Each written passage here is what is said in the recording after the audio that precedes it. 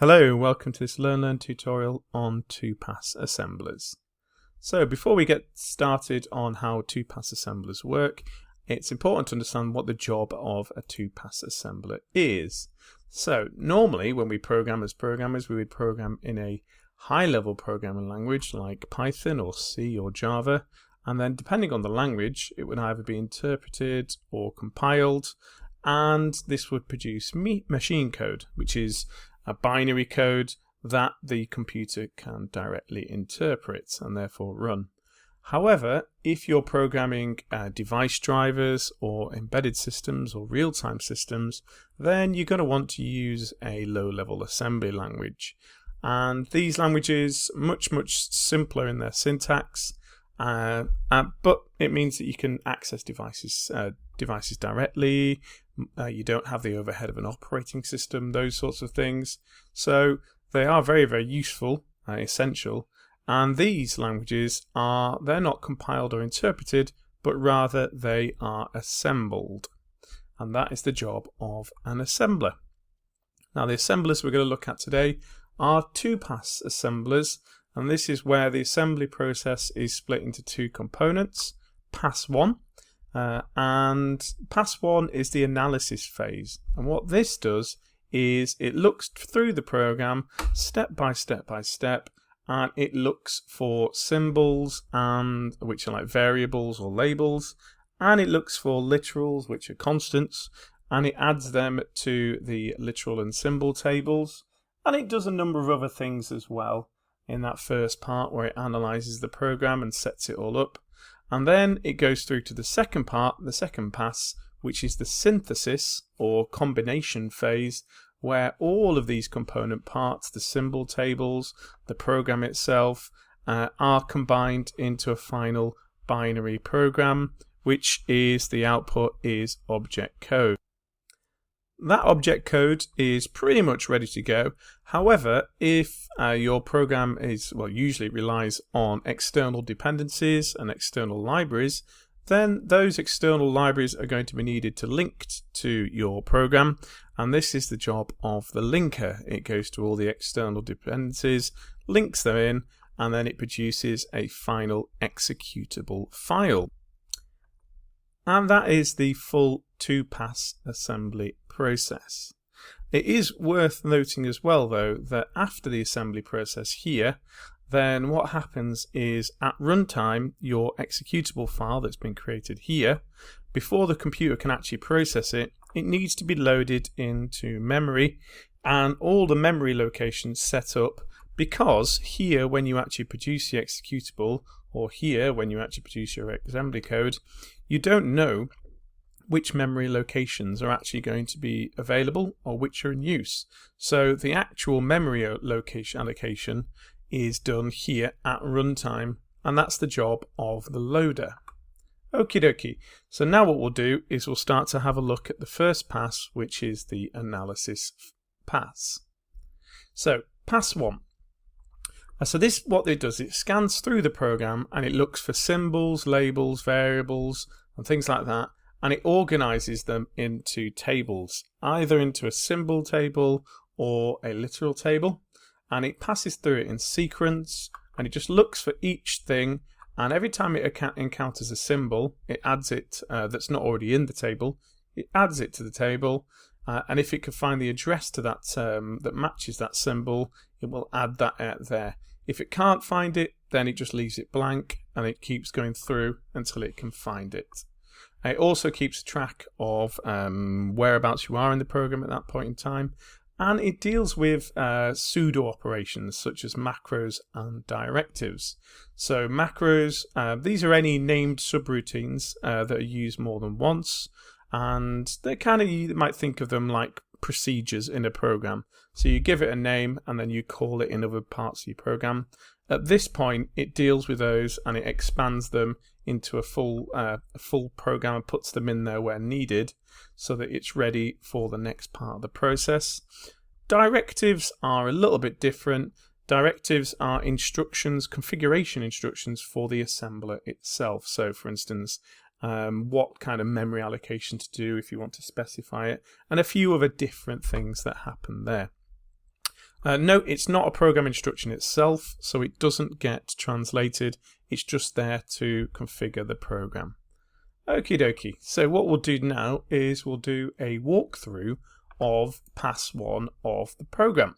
So let's have a look. So before we actually start walking through pass 1, we'll have a quick look at labels.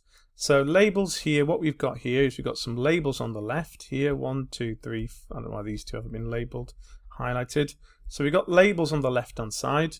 Then we've got the opcodes, which are the instructions, and then here we've got the data, the operands that are referred to by those instructions.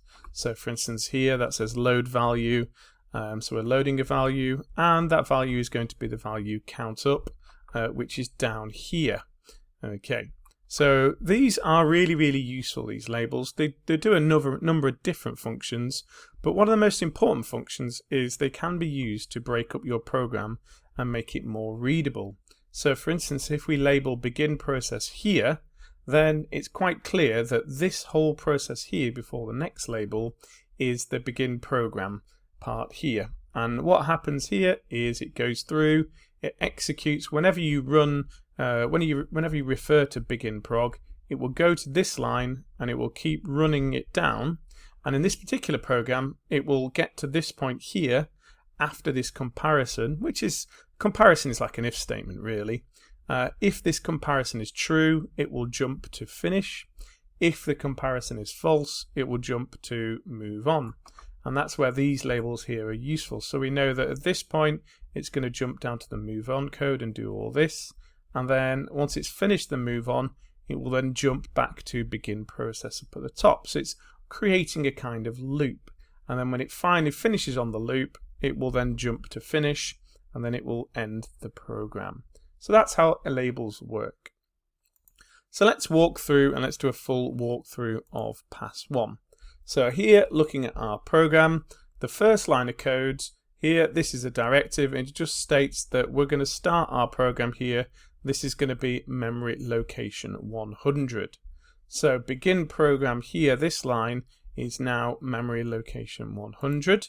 So the first thing we do is we move past that, we get to line 100, and we can see that already we've got a symbol called begin prog. So we'll add begin prog to the symbol table, and we know from the line above that symprog is on line 100, so we'll add 100 in the symbol table. Good. Now what we do is we look along here and we look at the actual opcode and the operand itself. Now the operand here is count up, and that's referring to a future variable here. So we know that count up is there, but at this point in the program, we don't know where count up lives. So we leave that blank and we move on to the next bit. Next we have outcher, which just outputs the character in the register. And then what it does is we move on, is we compare the character, whatever's in the register, to num_a. But of course, we don't have num_a, we don't know what num_a is at the moment. So we add num_a to the symbol table, but we leave it blank. And we move along. Next we move down to jump, and we see that we're going to jump to finish. But again, at this point, we don't know what finish is because we've not got all the way down here. So we add finish to the symbol table, and we leave it blank. There we go. Next we do the same here with the adjunct negative, and we notice that it's referring to go to move on, the label move on, but we don't know where move on is at the moment, so we just leave that blank. And then we move down here to the next line. Now this next line here, we know that move on is now, we know that this line here is called move on. So this label here is the label for this particular line of code. And we know that move on, therefore, is on line 105. Because here we stated that our program is going to start at 100, we know that we go 1, 2, 3, 4, 5. Therefore, that must be 205 in the memory location. So here we go. We allocate that to 105, and then we just move on.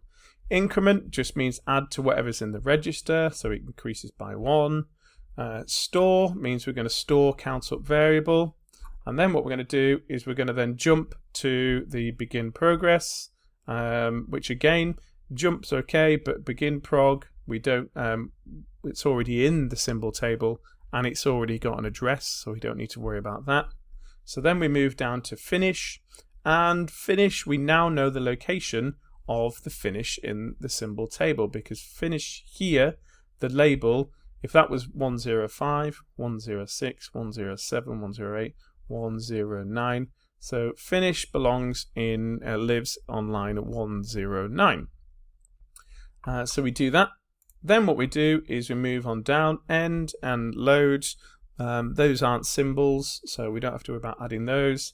And then finally we get to this count up variable here. So there's count up, that's his label, count up.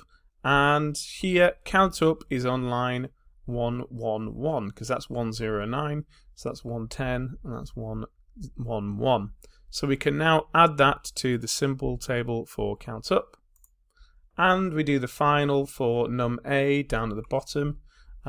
So again, we know that num A is on line 114, or memory location 114, sorry. So it adds it there to 114. There you go. And that is the full process for pass 1. If you had any constants in your program here, so here in the operands part, if there are any literal values, so constant values, then they would be added to a separate literal table here. There aren't any in this program, so I don't have to show you. But what I will do is I'll post a link to a video which goes into much further detail if you want to look at literals and how they are handled and how they're put into memory. Okay, good.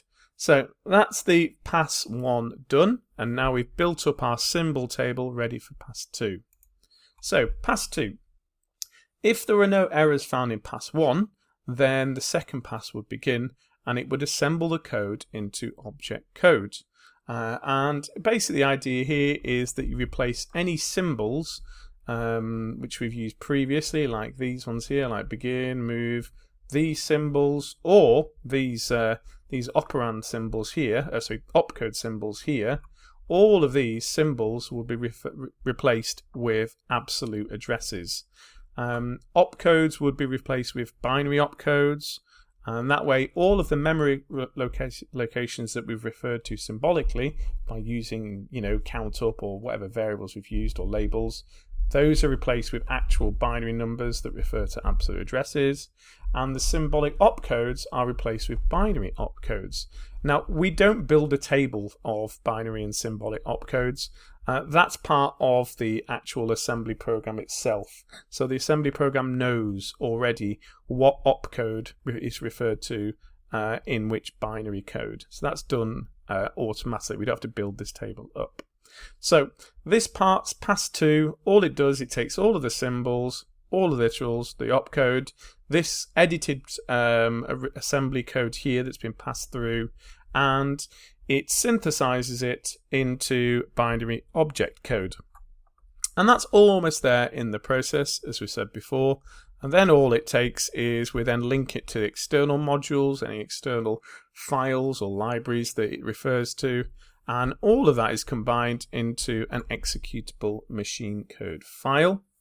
And then, as I said previously, when at runtime, the executable is loaded into memory, and any memory issues are resolved before the program runs. There you go. Okay, so that's the 2-pass assembly process in brief. As I said, I will put a link to another video that goes into further detail about the process, and it walks through more examples if you're interested. But for this level, for A level, this is as in-depth as you need to go. Okie dokie. Thank you very much. If you have enjoyed the video, please subscribe, like the video, and share it with people you think might be useful. Okay, thank you very much.